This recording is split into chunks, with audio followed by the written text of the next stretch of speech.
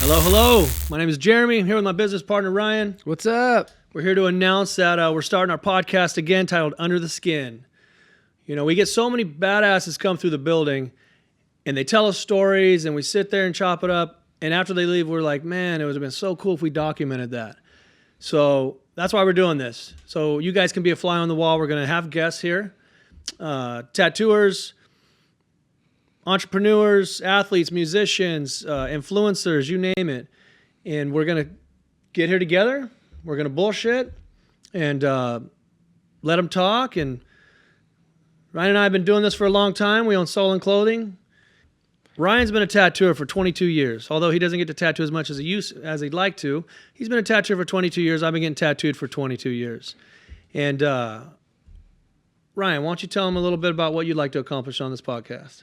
Well, I think that we want to add value to your lives. I think that, you know, there's a lot of, you know, when we talk about the stories of the artists coming through, like my focus is like, what do you want to know from those artists? Not necessarily what they've done, but like, what do you want to know? Like if you have a favorite artist that uses a certain kind of machine or whatever, like why? You know, like why do you like a rotary over a coil or a coil over a rotary? What's the benefit? You know, like there's, you know, you can ask very specific questions of people when you have them around, but like you probably wouldn't have the nerve at a convention. So while we're sitting here, ask those questions, you know, and it's just an open forum for access to artists that aren't easily accessible. So, you know, that's my goal is to make sure that, you know, we're asking those questions and that we're adding value, whether it's from a tattoo perspective or from a collector's perspective or just a fan, you know, anything that we can do to provide value to you is kind of our goal here. So it's really broad as far as its scope, but, you know, we're pretty much open for anything. And we're really excited to talk to a bunch of people because we do get to talk to some really rad artists and ask them certain questions. I know I get to ask them questions related to the way that they work. And so we just want to have that be an open forum that you can listen to. Well, you said it. You said it right there, the word value. You know, we're not some professional podcasters. We're not trying to be entertainers. We just see we have a platform, we have a following, so we want to bring value to the table. You know, this right here is a little bit nerve-wracking, but this is the most you're going to hear us talk. When we get guests on here, we're not going to be talking as much. We're going to be letting them do the talking. You know, but Ryan, how long you been tattooing? I've been tattooing. Well, I started in 1996, so it's been a long time, over 20 years. A little bit of backstory. When I was very young, I don't know, I started collecting tattoo magazines when I was like 12. My parents thought I was crazy. I started tattooing designs on my friends with Sharpies when I was very young. And then when they were old enough to start transitioning into real tattoos, they all came to me for designs. So I would have a bunch of friends that would say, hey, dude, you drew those tattoos on me in high school. Like, can you draw a design for me? I'm going to go to the tattoo shop. I'm like, yeah, sure, I'd love to. And so one of my first break came from designing a tattoo for a friend, him going to the tattoo shop, getting it tattooed, and the tattoo artist said, hey, this guy would be a great artist. You should tell him to do Tattoo Flash. And my buddy comes back and he says, hey, you know, the artist, he said, you should design Tattoo Flash. And I was like, fuck that, I want a tattoo. So I went straight to the shop. I drove straight to the shop like that day. And with my portfolio, and I said, listen, I want a tattoo. And he's like, oh man, sorry, the boss isn't here today. He's like, why don't you call me back in a couple of days and I'll see if I can get you in front of him. So I call back and I call back and I call back, and this lasted for months. And I think after about 3 or 4 months, he finally called me back, probably tired of me bugging him. And he said, hey, look, the owner's going to be here on Thursday. He said, bring your stuff. And so, of course, on Thursday, I was there. You know, he grabbed my portfolio. He just flipped through it. Like within 2 seconds, he's like, all right, start tomorrow. Be here at 3. And I was like, oh, sweet. And I was like freaking out. I was like, oh my God, I just got a job in tattooing, you know, like I'm an apprentice, you know. And the next day I get there and I walk in and I'm super nervous, and, you know, there's these tattooers and I'm like assuming that they know I'm coming, and they didn't know that I was hired. They're, I literally had to tell them like, I'm your new apprentice. And they're like, oh, well, go clean the toilets, go, and I did all that bitch work for a long time, and that was kind of how I started. And, nowadays, tattooing is the same or harder or different, the way people start. But, that was how I got started in it. So like, and also when you start, for me anyway, it was very difficult to get into tattooing, and there was a lot of lessons about respect and, honoring the traditions and whatnot. So I went into tattooing with a lot of reservations, and those really helped me later in life, because once we started doing the brand, I treated every artist with that same amount of respect and caution when approaching them, which I felt they, appreciated my candor and my ability to, to come to them, not like wild and crazy, but with respect and dignity, so that was how I started in tattooing. Do you have any horror stories of being an apprentice? Or just of course. Yeah. I mean, I had, and I think everybody's dealt with this, the first time you get into a tattoo and you have somebody pass out. I mean, that's like really, really freaking gnarly. I remember I had a girl in the chair, and I had like, when I started. And what do they tell you to do? Well, here, hold on. So like, it's a small room. I mean, it's maybe like 4 feet wide. It's tiny. I had the back, like where the toilet was. And the chair, like there was only like a foot between the chair and the wall. And in front of the chair was like a place to put your feet. So I'm tattooing this girl's back, so I can't see her facial expression. And like, she says, oh, I think I need to get a drink of water. And I'm like, okay. And so she goes to stand up and passes out while she's in the air. And like her feet get stuck in the chair, and she falls between the chair and the wall. And I'm like, oh shit, what do I do? So I'm like putting my machine down, and so her leg is stuck in the chair, and she fell, and her leg's still in the chair? Yeah, no, her body's like tacoed between the wall and the chair. God. And like, it wasn't like, I've got my gloves on, I'm like freaking out, and so like. And how many tattoos have you done at this time? I would say that was like maybe my 40th tattoo. It wasn't like that deep, but like, so I literally had to like drag this girl to the floor. At least I had her safe on the floor.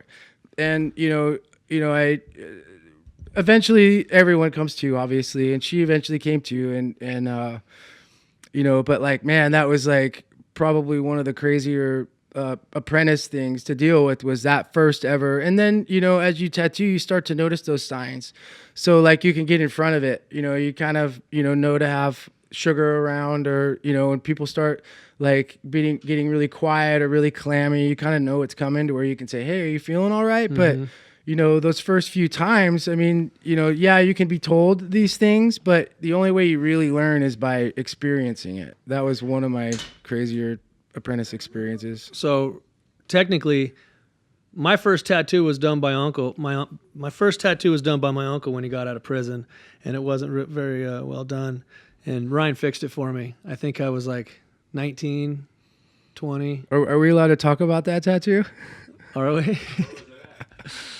It's on his leg. The same place you got your first tattoo. Yeah, no, but I mean, like, and it's kind of the same thing, like or same theme, I should say. Like, we both have tribal on our bodies. It's hidden, but yeah. Well, it was my last name. It was my last name with some tribal going around it, but I got it right above my boxer line because my mom told me that if I got a tattoo, I was getting kicked out. So I figured if I get it right above my boxer line on my high thigh, she wouldn't see it. So my uncle gave me my last name in script, and Ryan went over it with some tribal tips on both sides, and I got that done at his shop. We had to clean that one up. That one was pretty. You fixed it. You fixed it for me. Yeah, I have a similar story. I got a tattoo the day I turned 18, and my parents were so anti-tattoo that I knew I couldn't walk in with one. So, my leg was my only option. And the funny part about it is that my parents inadvertently saw it within like a week. And mine too. Yeah, and to this day they've never seen it since. But they were threatening to kick me out and screaming bloody murder, and I promise I won't get any more. But I knew that was. They saw it coming. Magazines since you were. My mom cried. The first 6 tattoos I got, my mom dropped tears. The first 6, tears came down her eyes. Yeah. You know, but my first one, I was sleeping, and I guess my leg was hiked up. I did the same thing. So it was creeping out, and my dad was getting ready for work, and he's like, wakes up my mom, Debbie, your son has a tattoo. And I used to always draw him on me to scare. I'd be like, oh, like just joking around. She's like, oh, no, he just draws them on himself. And later on that day, she's like, Jeremy, come here. Your dad said you have a tattoo. But now she likes him. Yeah. Now she gets to meet all my tattooer friends, and I still haven't talked her into getting a tattoo. Yeah. And Wait, mind you ended up tattooing your mom, didn't you? Yeah, I've tattooed my mom a couple of times, and I will tell you that I don't know about anybody else, but anytime I tattoo somebody that's as close to me as my mom, it makes me nervous as fuck. I give all my tattooer friends a hard time. When I see these dudes take their shirt off and there's all this open room, like, man, go get tattooed. But everyone says the same thing. It's like, oh, I'm trying to get, whoever's at their shop to tattoo me. But to get those two to actually agree and sit down and tattoo seems like it's impossible. Why is that? I don't know. I think that, it's tattooing, you have to respect it so much, and it's so easy to do it wrong. And I think that, artists genuinely care. I think even shitty artists genuinely care about what they do.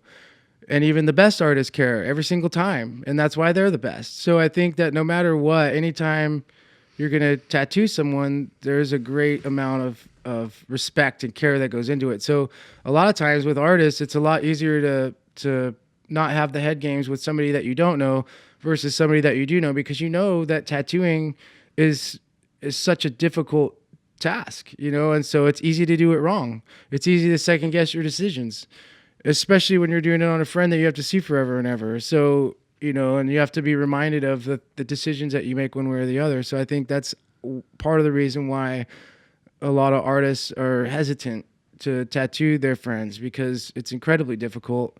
And, part of the reason I think, 2 reasons for our success. One, you're a badass artist. You're a great tattooer. You bring a lot of value when we work with a lot of these different tattoo artists. You and I being best friends for as long as we have, early on in life, I learned some of these things, just do's and don'ts and tattoo etiquette. Like I remember just going to a bar, and everybody wanted to talk to you about the tattoo that they weren't going to get. Right. Or their mom that died, or their dog, and I saw it in your eyes and I heard it in your voice. So I was like playing blocker for you, like, hey, dude, we're partying. Like talk tattoo talk later, because I knew the next day they weren't going to book an appointment. They were just running their mouth. Right. And, there was another thing I was going to say, but the do's and don'ts of damn it, what was the other point I was going to make? I think you're probably going towards like understanding not to do that to other people. Like when you're in a bar with your favorite artist, not to bug them because you already hockey blocked for me. Absolutely. So it's like, I think that having a friend who's a tattooer helps to navigate the world of tattooing, because there's a lot of, subtlety in it. And there's a lot of things that you can do that can be offensive and you don't even know you're being offensive. So having somebody that's gone through it, helps, especially when we deal with so many artists all the time. Mm-hmm. And it's not easy because there's a lot of different,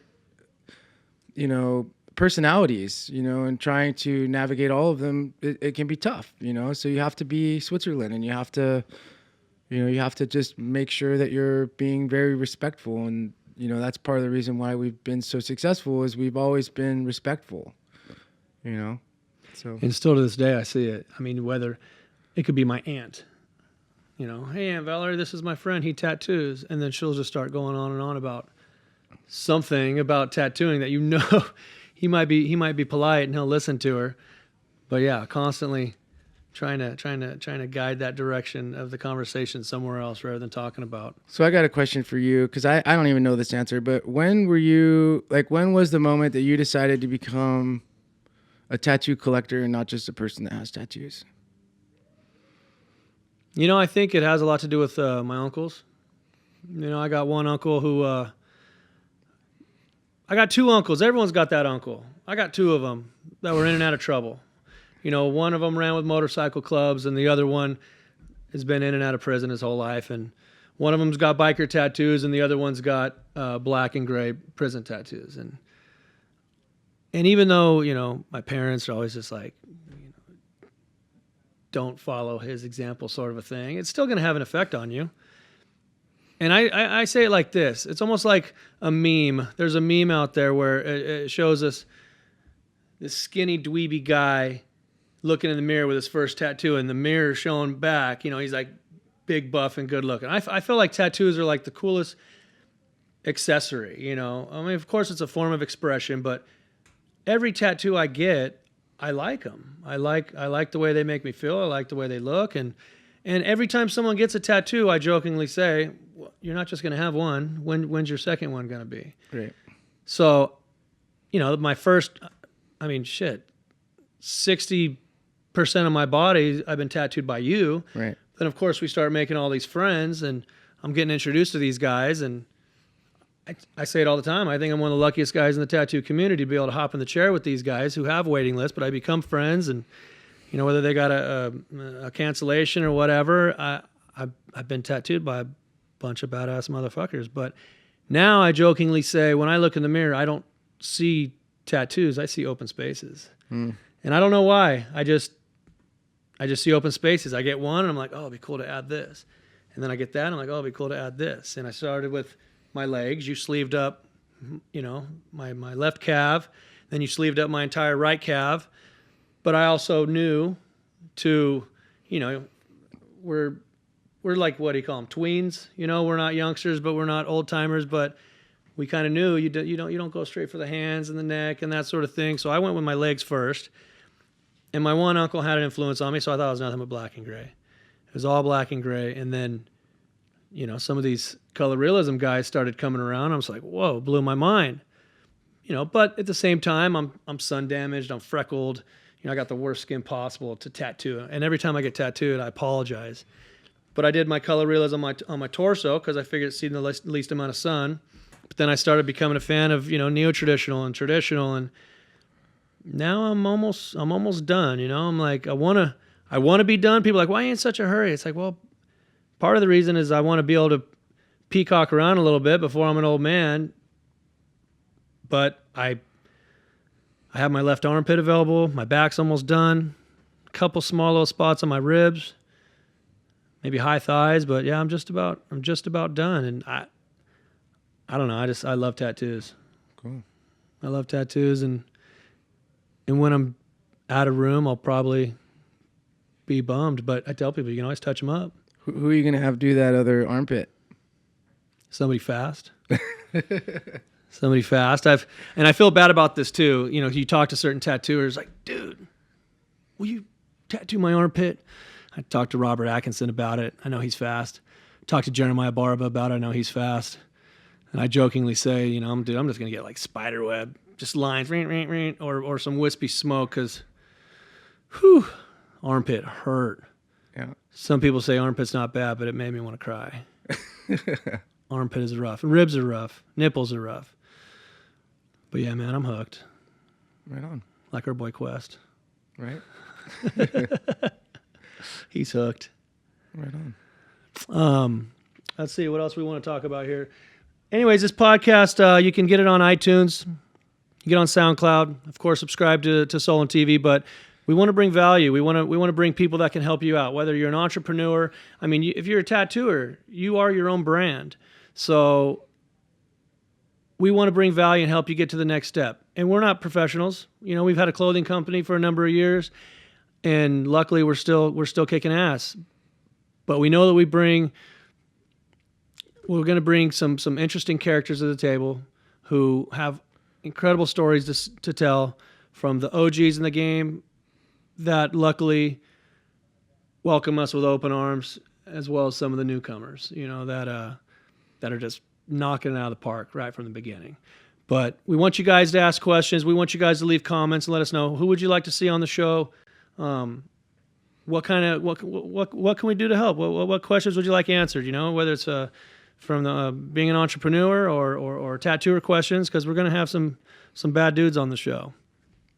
Yeah, we're really going to try to get creative on this one. I mean, the overarching theme is going to be tattoo, but, tattoo could be tattooer, tattoo enthusiast, tattoo collector.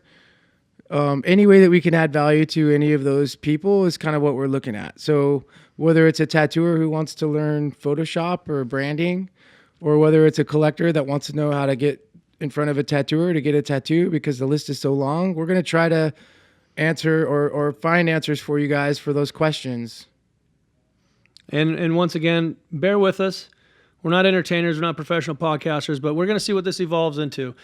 I know we already have our first 3 guests for the first show. Hopefully we're able to line those up, because, tattooers are busy and it's hard to get all the stars to align, but bear with us and we'll see where this goes and what it evolves into. But we're excited. We're super excited. Under the Skin, SullenTV. Check it out. Subscribe. Get the ringtone, all that stuff. Yeah, we've been doing this a long time, and we just want to also say thank you for all those years of support. Yes. We couldn't do this without people buying shirts, and the ones that do, every one of you matters to us. And we're grateful for every purchase. And it keeps us going. It keeps us able to fight the fight, and it keeps us able to have the passion, because we give a shit about this industry, and we really care about adding value to people's lives. And we want this to be something that could be cool. And whether it's 5 people that listen or whatever, we're happy with that, as long as it's adding value, And so it's like, we try to find as many ways to give back as possible. And having this podcast is one of those ways of letting you into our lives, letting you into the lives of the people that we bring on, and hopefully, leaving you with answers or something that motivates you for another day, something that you can take to your life and apply it and feel good about yourself. So. No, you're right. We're very fortunate the fact that as long as we've been doing it, the passion is still there. I mean, 100%. You and I live, breathe, and bleed this. And I go to bed at night thinking about it and wake up thinking about it. But luckily, the passion is definitely alive. Again, SoundCloud, iTunes, YouTube, probably. Yes, sir. SullenClothing.com. Thank you to all of our supporters. And we'll be coming back soon. Under the Skin, SullenTV. Thank you for tuning in. Cool.